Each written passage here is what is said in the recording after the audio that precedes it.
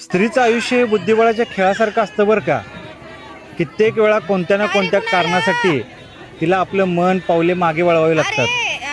कधी नातं टिकवण्यासाठी, कधी आयुष्यात पुढे जाण्यासाठी, तर कधी पोटच्या लेकरासाठी.